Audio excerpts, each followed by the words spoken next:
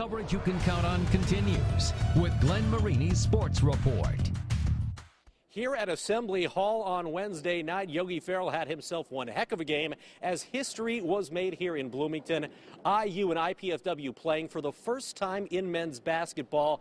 And let me tell you, it was one heck of a ball game, especially early on. Let's get right to the highlights as IPFW and IU will meet 3 times in the next 4 years on the basketball court. Early on, it's IPFW working it down low. It's Brent Calhoun with a couple of early buckets as the Dons up 4-zip. And then it's Mo Evans nailing one from behind the arc as IPFW up 12-10. How about John Conchar, the redshirt freshman with the putback and one, and IPFW up 18-17. IU would go inside from there. It's Thomas Bryant, the star freshman with the bucket.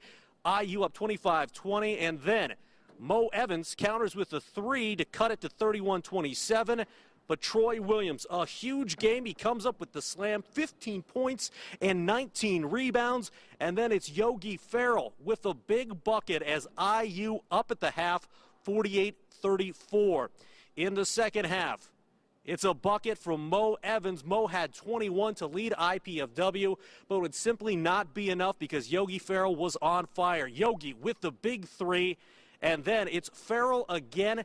He had 38 points. That's 4 shy of the IU Assembly Hall record as Steve Alford hit for 42 as IU goes on to win over IPFW at 90-65 behind Yogi's 38 points. Man, I wish I could have got that.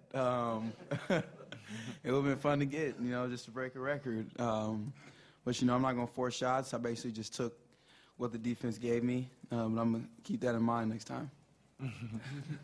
You mentioned a few rocky games early. Does a game like this give you guys a little bit of a jump start going forward? Oh, yeah, definitely. I feel like our game Saturday did too, so that's what we talked about. We just got to keep building. Great respect for them. I think they're going to win a lot of games. Like I said to him at the end, they move that without that ball and find cutters the way we did a few years ago when we were really, really good. And there's things to be learned from that. I think they're going to be really, really hard to deal with. Yeah, fun environment. It's always a challenge to come on a road game and get a win. But, we got to be ready to play. We knew they were going to crash the glass. We knew they were going to try to run up and down as fast as they could, and we just couldn't take care of business.